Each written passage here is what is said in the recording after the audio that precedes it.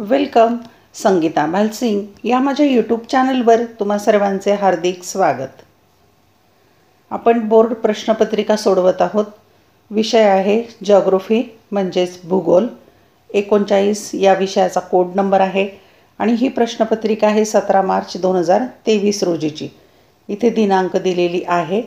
Seat number इथे टाकण्यासाठी तुम्हाला प्रश्नपत्रिकेत जागा दिलेली असते. 3 तासाचा वेळ आहे उत्तरपत्रिका लिहायला.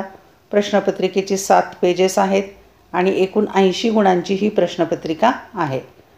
इयत्ता 12वी कला आणि विज्ञान या दोन्ही शाखांना भूगोल हा विषय उपयोगी आहे. ही प्रश्नपत्रिका आपण उत्तरासहित पाहूया. 17 मार्च 2023 रोजी झालेला हा पेपर. प्रश्नपत्रिकेत सूचना दिलेल्या असतात, वाचून फॉलो करायच्या. पहिली सूचना, सर्व प्रश्न सोडविणे आवश्यक आहे. 2 प्रश्नांची उत्तरे लिहिताना आवश्यक तेथे योग्य आकृत्या किंवा आलेख काढावे. 3 रंगीत पेन्सिलचा वापर करण्यास परवानगी आहे. 4 नकाशा स्टेन्सिलचा वापर योग्य तेथे करावा. 5 उजवीकडील अंक पूर्ण गुण दर्शवितात. 6 नकाशा पुरवणी मूळ उत्तरपत्रिकेत जोडावी. आणि महत्त्वाची आणखी एक सूचना, नवीन प्रश्न किंवा मुख्य प्रश्न नवीन पानावर लिहायचा. आपण आता प्रश्नपत्रिका पाहूया. या प्रश्नपत्रिकेत एकूण 7 प्रश्न आहेत. 7 प्रश्नांची उत्तरं एकाच व्हिडिओमध्ये घेणं शक्य नाही, म्हणून त्याचे 3 भाग केलेत. पहिल्या भागात पहिला दुसरा प्रश्न, दुसऱ्या भागामध्ये तिसरा चौथा प्रश्न सोडवलेला आहे. हे व्हिडिओ लेक्चर या चॅनलच्या प्लेलिस्टवर जाऊन तुम्ही पाहू शकता. या चॅनलवर मी 2021 पासूनच्या सगळ्या बोर्डाच्या प्रश्नपत्रिका टाकलेल्या आहेत. उत्तरासहित तुम्हाला प्रश्नपत्रिका मिळतील. त्यासाठी तुम्हाला या चॅनलची प्लेलिस्ट एकदा पाहावी लागेल. तसंच चॅनल सबस्क्राईब करा, म्हणजे मी व्हिडिओ पोस्ट केल्याचं नोटिफिकेशन तुम्हाला मिळेल. आज आपण भाग क्रमांक 3 मधील 5वा, 6वा, 7वा हे 3 प्रश्न सोडवणार आहोत. चला तर पाहूया. इयत्ता 12वी कला आणि विज्ञान शाखेची भूगोल या विषयाची 12वी बोर्डची प्रश्नपत्रिका. प्रश्न क्रमांक 5वा. खालीलपैकी संक्षिप्त टिपा लिहा. थोडक्यात टिपा लिहायच्यात कोणत्याही 3. 5 पैकी 3 सोडवायच्या आहेत आणि 12 गुण आहेत, म्हणजे एक टीप लिहायला 4 गुण. 1 भूरचनेचा लोकसंख्या वितरणावरील प्रभाव. 2 लोकसंख्येची व्यावसायिक संरचना. 3 व्यापारात वाहतुकीची भूमिका. 4 प्रादेशिक विकासावर परिणाम करणारे घटक. आणि 5 भूगोल अभ्यासकाची कौशल्ये. आपण आता 5ही टिपांची उत्तरं कशी लिहायची पाहूया. 1 भूरचनेचा लोकसंख्येच्या वितरणावर प्रभाव. मैदाने, पठारी प्रदेश व पर्वतीय प्रदेश अशा प्रकारची भूरचना लोकसंख्येच्या वितरणावर परिणाम करीत असते. मैदानी प्रदेश पाण्याच्या उपलब्धतेमुळे वैविध्यपूर्ण शेती करण्यास समर्थ असतात. शेती व औद्योगिकीकरणामुळे या प्रदेशात जास्त लोकसंख्या सामावून घेण्याची क्षमता असते. तसेच वाहतूक मार्गाची उपलब्धता, त्यामुळे मैदानी प्रदेशात लोकसंख्या जास्त असते. उदाहरणार्थ यांगत्से, मिसिसिपी, गंगा, इरावती नदी खोऱ्यांचा प्रदेश. पर्वतीय प्रदेशात उंची, प्रतिकूल हवामान, उतार, घनदाट अरण्ये, शेती अयोग्य जमीन यामुळे जीवन जगण्यास अनेक अडचणी असतात. त्यामुळे पर्वतीय भागात लोकसंख्या विरळ आढळते. उदाहरणार्थ रॉकी, हिमालय, अँडीज पर्वतांचे प्रदेश. काही पर्वतीय प्रदेशात जीवन जगण्यासाठी आवश्यक पाण्याची सोय, इतर सोयीसुविधा उपलब्ध असलेल्या ठिकाणी काही प्रमाणात लोकसंख्या केंद्रित झालेली आढळते. उदाहरणार्थ पर्वतीय पर्यटन स्थळे. तसेच पठारी प्रदेशात जलसिंचनाच्या सोयी, खाणकाम व्यवसाय उपलब्ध असलेल्या ठिकाणी मध्यम लोकसंख्या आढळते. पठारांवर सुपीक मृदेची उपलब्धता असलेल्या प्रदेशात लोकसंख्या जास्त आढळते. समुद्रकिनारी प्रदेशातही अनुकूल हवामानामुळे खंडांतर्गत भागापेक्षा लोकसंख्या जास्त असते. 2 दुसरी टिपा आहे व्यावसायिक संरचना. 1 कार्यशील लोकसंख्येची विविध व्यवसाय गटातील वर्गवारी म्हणजे लोकसंख्येची व्यावसायिक संरचना होय. 2 व्यावसायिक संरचनेवरून देशाच्या आर्थिक विकासाचा दर ठरतो. 3 म्हणजेच विविध व्यवसाय गटातील लोकसंख्येची टक्केवारी ही त्या देशाच्या विकासाचा मापदंड व निर्देशक असते.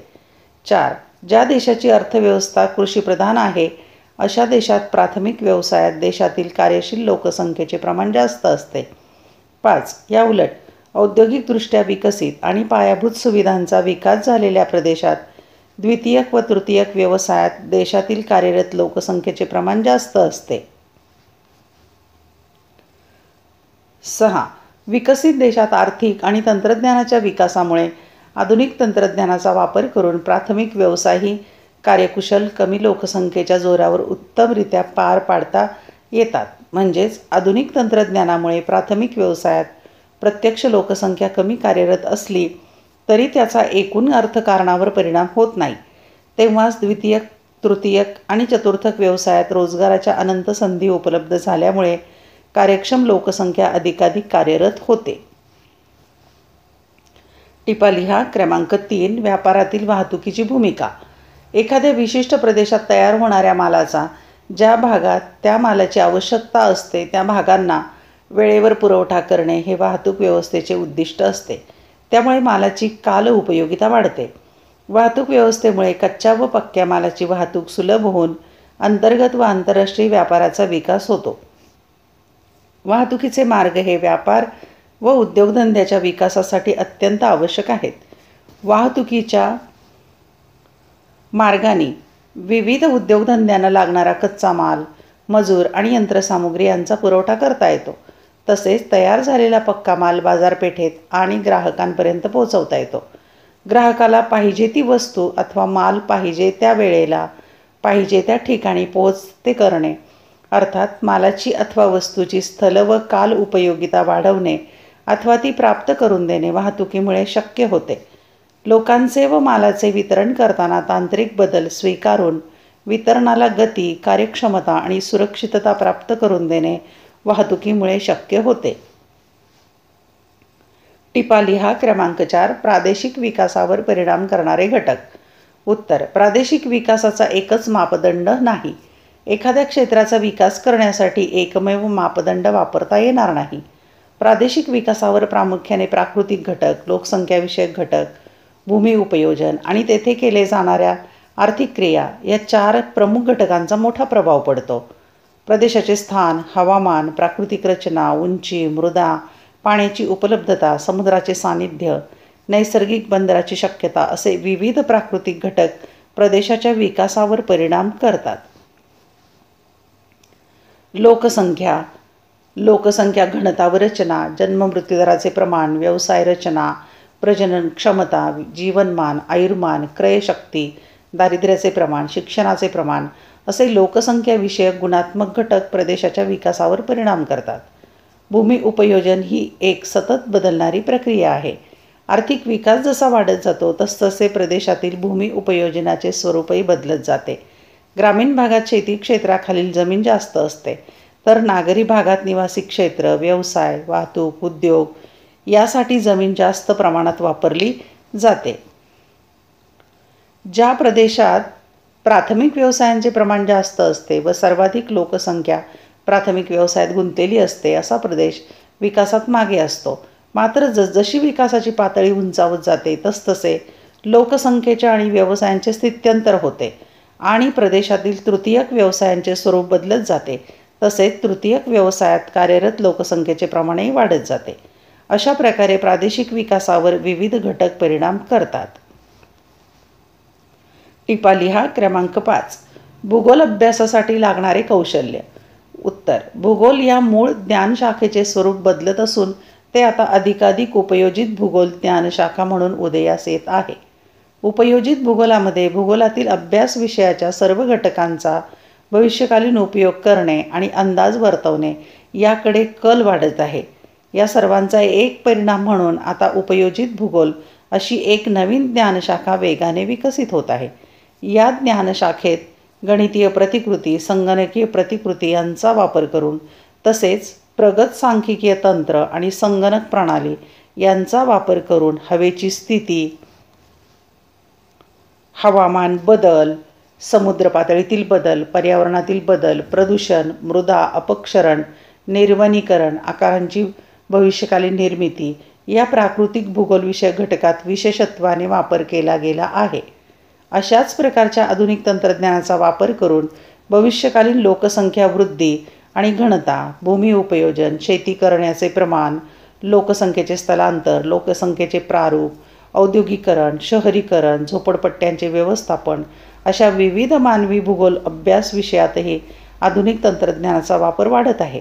त्यामुळेच भूगोल विषयातील मूलभूत घटकांच्या सखोल ज्ञानासह काही कौशल्य आत्मज्ञानही आत्मसात केल्यास त्याच्या संयोजनातून भविष्यकालीन रोजगाराच्या तसेच स्वयंरोजगाराच्या अनेकविध संधींचा खजिना भूगोल विषयाच्या माध्यमातून उपलब्ध होऊ शकतो. प्रश्न क्रमांक 6वा प्रश्न अ ब आहे. 6वा प्रश्न एकूण 8 गुणांचा, त्यातला अ प्रश्न जो आहे 4 गुणांचा आणि ब 4 गुणांचा. अ प्रश्न पाहूया. खाली दिलेल्या उतार्याचे वाचन करून प्रश्नांची उत्तरे लिहा. नैसर्गिक संसाधनात भूमीला विशेष महत्त्व आहे, कारण अन्नधान्य, घरे, तलाव, उद्योग, रस्ते, लोहमार्गाची उभारणी, चारा व वृक्ष लागवडीस भूमीचीच आवश्यकता असते. देशात सुपीक जमीन जास्त असल्यास शेतीतील उत्पादकता जास्त असते. वनसंपत्तीमुळे पशुपालन, औषधी वनस्पतीची उपलब्धता मोठ्या प्रमाणात होते. त्याचबरोबर पर्यावरणाचा समतोल साधला जातो. भारत देशाचे औद्योगिक क्षेत्रफळ 32,87,263 चौरस किमी असून क्षेत्रफळाच्या दृष्टीने भारताचा जगात 7वा क्रमांक आहे. लागवडीखालील क्षेत्रात भारताचा 7वा क्रमांक आहे. लागवडी योग्य क्षेत्र 18,64,000 हेक्टर आहे. देशातील एकूण क्षेत्रफळापैकी याचे प्रमाण 77% आहे. देशातील मात्र एकूण लागवडीखालील क्षेत्राच्या 46%च क्षेत्राचा लागवडीसाठी उपयोग होतो. देशातील लोकसंख्येत वाढ, उद्योगांचा विकास, रस्ते व तलाव निर्मिती यासारख्या कारणांमुळे लागवडीखालील क्षेत्रात घट होत आहे. भारतात भूमीच्या गुणधर्माबाबत खूपच भिन्नता आढळते. उत्तरेकडील राज्य पर्वतीय क्षेत्रात असल्यामुळे त्या ठिकाणी लागवडीखालील जमिनीचे क्षेत्र, जमिनीची सुपीकता कमी आहे. राजस्थान व गुजरात राज्याचा काही भाग वाळवंटी स्वरूपाचा आहे, तर मध्य प्रदेश, उत्तर प्रदेश, पंजाब, हरियाणा, महाराष्ट्र या राज्यांमध्ये सुपीक जमिनीचे प्रमाण जास्त आहे. आता यावर प्रश्न आहेत. 1. सर्वात महत्त्वाचे नैसर्गिक संसाधन कोणते आहे? त्याचं उत्तर आहे भूमी. भूमी सर्वात महत्त्वाचं संसाधन आहे नैसर्गिक. 2.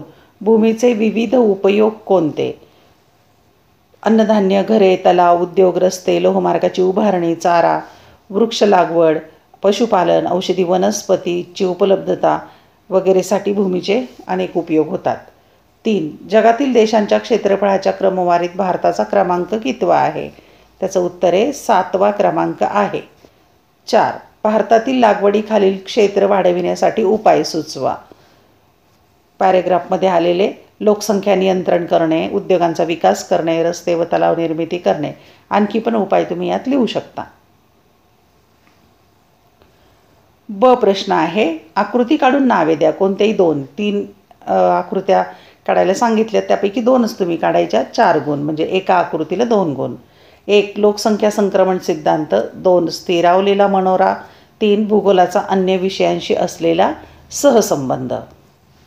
पहिली आकृती आहे लोकसंख्या संक्रमण सिद्धांताची. ही पहिल्या प्रकरणात आकृती दिलेली आहे.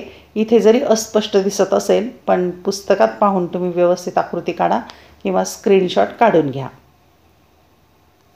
दुसरी आकृती आहे स्थिरावलेला मनोरा. ही पण दुसऱ्या प्रकरणामध्ये आकृती आहे स्थिरावलेल्या मनोऱ्याची. अशीच आकृती काढा, स्क्रीनशॉट काढा किंवा पुस्तकात पाहून घ्या. तिसरी आकृती आहे भूगोलाचा अन्य विषयाशी असलेला संबंध. ही पण आकृती पुस्तकामध्ये आहे, 8व्या प्रकरणामध्ये आहे. स्क्रीनशॉट काढून घ्या किंवा. आणि या चॅनलची प्लेलिस्ट एकदा नक्की पहा. तसंच टेलिग्राम चॅनल जॉईन करा. चॅनलचं नाव आहे संगीता भालसिंग. प्रश्न क्रमांक शेवटचा आहे 7वा प्रश्न. सविस्तर उत्तरे लिहा. कोणताही एक प्रश्न सोडवायचा 2 पैकी आणि 8 गुण आहेत. 1. सखोल उदरनिर्वाह शेतीबद्दल माहिती लिहा. 2. उद्योगाच्या स्थानिकीकरणावर आधुनिक प्राकृतिक घटकांचा होणारा परिणाम स्पष्ट करा. आपण दोन्ही प्रश्न सोडवूया. प्रश्न पहिला. सखोल उदरनिर्वाह शेतीबद्दल माहिती लिहा. उत्तर. व्याख्या. शेतकरी व त्याच्या कुटुंबाच्या निर्वाहासाठी जी शेती केली जाते तिला सखोल उदरनिर्वाह शेती असे म्हणतात. वैशिष्ट्ये. 1. शेतजमिनीचा आकार लहान. या शेती प्रकारात शेतजमिनीचा आकार अतिशय लहान असतो. काही भागात तर तो 1 एकरपेक्षाही कमी असतो. त्यामुळे कमीत कमी जागेत जास्तीत जास्त उत्पादन घेण्याचा शेतकरी प्रयत्न करतात. 2. निसर्गावर आधारित. ही शेती जास्तीत जास्त निसर्गावर म्हणजे मोसमी पावसावर आधारलेली असते. पावसाच्या प्रमाणानुसार या शेतीतून पिकांची लागवड केली जाते. 3. अन्नधान्य पिकांचे उत्पादन. या शेतीतून मुख्यत्वे धान्य पिकांचे उत्पादन घेतले जाते. जास्त पावसाच्या प्रदेशात तांदळाचे उत्पादन घेतले जाते. उदाहरणार्थ भारतीय किनारपट्टीचा प्रदेश. कमी पावसाच्या प्रदेशात ज्वारी, बाजरी इत्यादी पिकांची लागवड केली जाते. उदाहरणार्थ दख्खनचे पठार. 3. अन्नधान्य पिकांचे उत्पादन. या शेतीतून मुख्यत्वे धान्य पिकांचे उत्पादन घेतले जाते. जास्त पावसाच्या प्रदेशात तांदळाचे उत्पादन घेतले जाते. उदाहरणार्थ भारतीय किनारपट्टीचा प्रदेश. कमी पावसाच्या प्रदेशात ज्वारी, बाजरी इत्यादी पिकांची लागवड केली जाते. उदाहरणार्थ दख्खनचे पठार. 4. मानवी श्रम व जनावरांचा मशागतीसाठी वापर. या शेती प्रकारात लोकसंख्या दाट आढळते. त्यामुळे मजूर पुरवठा मुबलक असतो. तसेच शेतीच्या मशागतीसाठी जनावरांचा व मनुष्यबळाचा वापर केला जातो. उदाहरणार्थ बैल, रेडे इत्यादी. 5. पारंपरिक पद्धत. ही शेती पारंपरिक पद्धतीने केली जाते. जमिनीचा आकार लहान असल्यामुळे यंत्राचा वापर करता येत नाही. 6. आशियाई देश. भारत, पाकिस्तान, म्यानमार, बांगलादेश, श्रीलंका, चीन, जपान या आशियाई देशांमध्ये जास्तीत जास्त ही शेती केली जाते. 7. दर हेक्टरी उत्पादन जास्त पण दरडोई उत्पादन कमी. या शेती प्रकारात दर हेक्टरी शेतीचे उत्पादन जास्त असते पण दरडोई उत्पादन मात्र कमी असते. 8. आंतरपीक व पिकांची अदलाबदल. या शेती प्रकारात एकाच वेळी उपलब्धतेनुसार अनेक उत्पादने घेण्याचा प्रयत्न केला जातो. तसेच पिकांची अदलाबदल केली जाते. एकच पीक या प्रकारात घेतले जात नाही. 9. प्रमुख पिके. तांदूळ हे सर्वात महत्त्वाचे पीक या शेती प्रकारात घेतले जाते. याशिवाय गहू, सोयाबीन, ज्वारी, बाजरी, विविध प्रकारची कडधान्ये यांचे उत्पादन या प्रकारात घेतले जाते. 10. उदरनिर्वाह हाच उद्देश. या शेती प्रकाराचा प्रमुख उद्देश उदरनिर्वाह हाच आहे. जर कुटुंबाची गरज भागवून उत्पादन शिल्लक राहिले तरच ते उत्पादन स्थानिक बाजारपेठेत विकले जाते. उदाहरणार्थ भारत. या 10 मुद्द्यांच्यापैकी कोणतेही 8 मुद्दे लिहिले तरी चालेल. दुसरा प्रश्न आहे, उद्योगांच्या स्थानिकीकरणावर प्राकृतिक घटकांचा होणारा परिणाम स्पष्ट करा. उत्तर. उद्योगांच्या स्थानिकीकरणावर प्राकृतिक, आर्थिक, राजकीय व इतर असे अनेक घटक परिणाम करत असतात. त्यापैकी प्राकृतिक घटक अधिक प्रभावशाली असतात. उद्योगांच्या स्थानिकीकरणावर प्राकृतिक घटकांचा होणारा परिणाम पुढीलप्रमाणे आहे. क्रमांक 1. हवामान. उद्योग स्थापनेवेळी हवामान या घटकाचा विचार केला जातो. अतिउष्ण, दमट, कोरड्या व अतिथंड हवामानात उद्योग उभारले जात नाहीत. उदाहरणार्थ भारतातील अति उत्तरेकडील वायव्येकडील प्रदेश. याशिवाय सतत व मोठ्या प्रमाणात होणारा पर्जन्य, हवामानातील बदल यामुळेही उद्योग विकासास अडथळे निर्माण होतात. पूर्वी वस्त्रोद्योग उभारणीवेळी दमट हवामानाचे ठिकाण निवडले जाई. 2. कच्च्या मालाची उपलब्धता. उद्योगासाठी लागणारा कच्चा माल हा प्रामुख्याने शेती, खाणकाम, वनांमधून मिळत असतो. त्यामुळे कच्च्या मालाच्या उपलब्धतेनुसार उद्योग स्थापन करावे लागतात. शेतीतून उपलब्ध होणारा कच्चा माल हा नाशवंत व वजनाने जड असतो. त्यामुळे प्रक्रिया करणारे उद्योग शेतीच्या सानिध्यात स्थापन करावे लागतात. उदाहरणार्थ साखर कारखाने किंवा ताग गिरण्या. क्रमांक 3. पाणी आणि वीज पुरवठा. उद्योगांमधील शीतकरण, वितळण, धुलाई यासारख्या क्रियांना पाण्याची आवश्यकता असते. त्यामुळे असे उद्योग पाणी पुरवठ्याच्या सानिध्यात स्थापन होतात. उद्योगांना कोळसा, खनिज तेल व वीज आवश्यक असते. कोळशावर आधारित उद्योग खाण क्षेत्राजवळ स्थापन होतात. या उलट खनिज तेल व वीज पुरवठा यावर अवलंबून असणारे उद्योग त्यांच्या स्रोतांपासून दूर अंतरावर उभारले जातात. कारण खनिज तेल व वीज अनुक्रमे नळ व तारांमार्फत दूर अंतरावर नेले जाऊ शकतात. 4. कामगार. कुशल, अर्धकुशल कामगारांची उद्योगांना आवश्यकता असते. त्यामुळे जेथे असे मनुष्यबळ मोठ्या प्रमाणात उपलब्ध होते त्यानुसार उद्योग विकसित होतात. उदाहरणार्थ अर्धकुशल कामगारांची आवश्यकता बांधकाम, खाण उद्योग, कापड उद्योग इत्यादी ठिकाणी असते, तर कुशल कामगारांची गरज ही अन्न प्रक्रिया, दागिने बनवणे इत्यादी उद्योगांमध्ये असते. 5. वाहतुकीची कमी खर्च हा उद्योगांच्या स्थानिकीकरणात महत्त्वाचा घटक आहे. उद्योग उभारणीत वाहतूक अंतर व वाहतुकीला लागणारा वेळ याशिवाय वाहतुकीचे मार्ग व साधने यांचाही प्रभाव पडत असतो. अवजड, नाशवंत कच्च्या मालाची दीर्घ अंतरापर्यंत वाहतूक करता येत नसते. उदाहरणार्थ कोळशाची वाहतूक. याउलट वजनाने हलका माल दीर्घ अंतरापर्यंत वाहून नेता येतो. याशिवाय जलवाहतूक ही सर्व वाहतूक मार्गात स्वस्त असल्याने बंदर असणाऱ्या ठिकाणी उद्योग वाढीस लागतात. उदाहरणार्थ कापड उद्योग, लगद्याचे लाकूड इत्यादी. 6. जागा किंवा जमिनीची उपलब्धता. जमिनीच्या उपलब्धतेची मोठ्या प्रमाणात आवश्यकता उद्योगांच्या निर्मितीसाठी असते. सामान्यतः सपाट मैदानी प्रदेश आणि पुरेशी वाहतूक सुविधा अशा ठिकाणी उद्योग वसतात. स्वस्त व सहज जमीन उद्योग उभारणीकरिता उपलब्ध होत असल्यास उद्योग वाढीस लागतात. उदाहरणार्थ पुणे शहरालगतचा चाकण परिसर. एकूण वरील सर्व प्राकृतिक घटकांचा परिणाम उद्योग स्थापनेसाठी होत असतो. धन्यवाद. अशा प्रकारे आपण 12वी बोर्डची प्रश्नपत्रिका भूगोलाची सोडवलेली आहे. आवडलेले व्हिडिओ लाईक, कमेंट, शेअर जरूर करा. धन्यवाद. अभ्यासासाठी शुभेच्छा.